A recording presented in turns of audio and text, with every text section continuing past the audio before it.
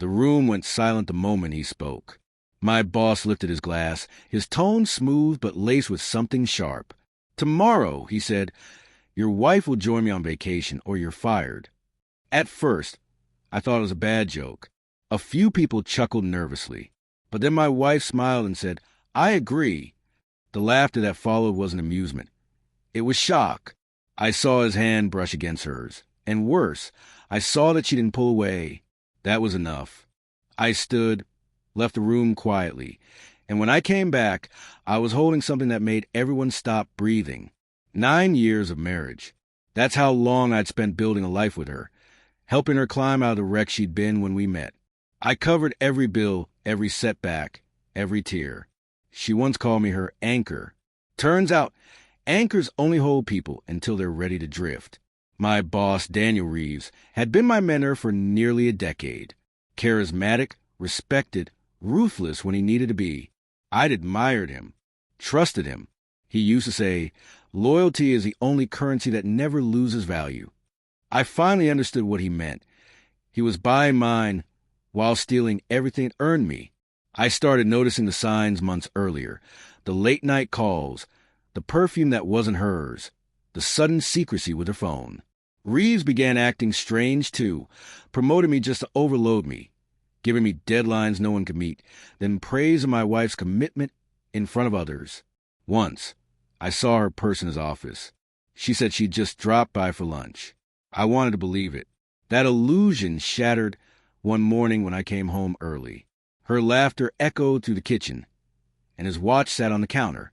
When she saw me, she didn't even look scared, just calm. "I can explain," she said, but she never did. That night, I lay awake until dawn, not angry, not broken, just cold. I decided I'd make them remember me. The next few weeks were about patience and precision. First, I gathered information. Hidden cameras at home, a mirrored copy of her phone. I watched their messages, their calls, their little world built behind my back. I found everything: plans, promises, and payments.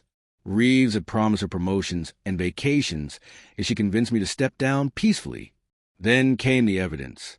Screenshots, recordings, bank receipts. I discovered he was siphoning money from company accounts to rent a private villa, using fake contractors to hide it. And finally, insurance. I reached out to a friend in IT and had him mirror the company's servers. He thought it was for data security. I was copying files showing years of fraud and bribery hidden under encryption.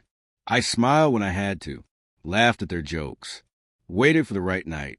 That night came at the annual corporate party.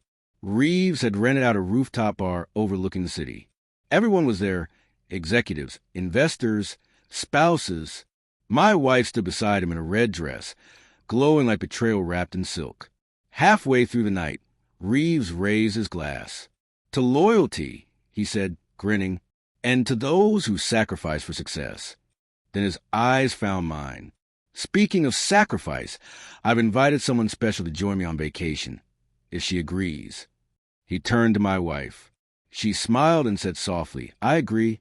The room froze. Whispers, uneasy laughter. I stood, straightened my jacket, and left the room without a word. When I returned, I was holding a black folder. I placed it between us on the table. "Daniel," I said, "you might want to open that." He smirked, thinking it was another joke. Then he opened it. Inside were printed transfers, screenshots, and correspondence. 2 years of financial crimes, all tied to him. The color drained from his face. I told him the files had already been sent anonymously to the board and federal investigators that morning. He started to laugh, then stopped. My wife tried to speak. "What is this?" But I didn't look at her. I simply said, "Everything you sold me for."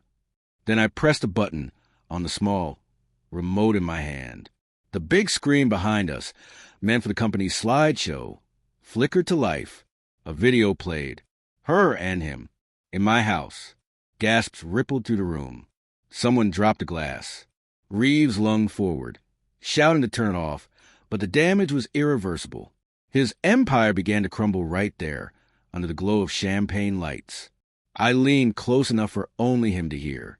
"Tomorrow," I whispered, You won't have a job, a company, or her. Security tried to intervene, but by then the board members were already on their phones. The music died. The laughter vanished. All that remained was panic. My wife followed me outside, crying. "Why would you do this to us?" she asked. "Because," I said quietly, "you already did." By morning, Reeves was suspended. 2 days later, he was arrested for fraud and embezzlement. The company released a statement about internal corruption. His wife filed for divorce. Mine tried to come back, saying she was sorry, that it was all a mistake. I didn't argue. I just handed her an envelope, divorce papers, and said, "You made your choice in front of everyone. So did I?" She left without another word. Months later, people still whisper about that night. The man who ended his boss's career at his own party. They say I destroyed lives. Maybe I did, but I didn't ruin anything that wasn't already rotten. Betrayal doesn't break people. It exposes them. And that night, I exposed everything. When I walked away from that rooftop, the city lights below seemed different. Colder, sharper, honest. Justice doesn't always come with a badge or a courtroom. Sometimes it walks out of a party with a calm smile and a closed folder. That night, justice looked exactly like me.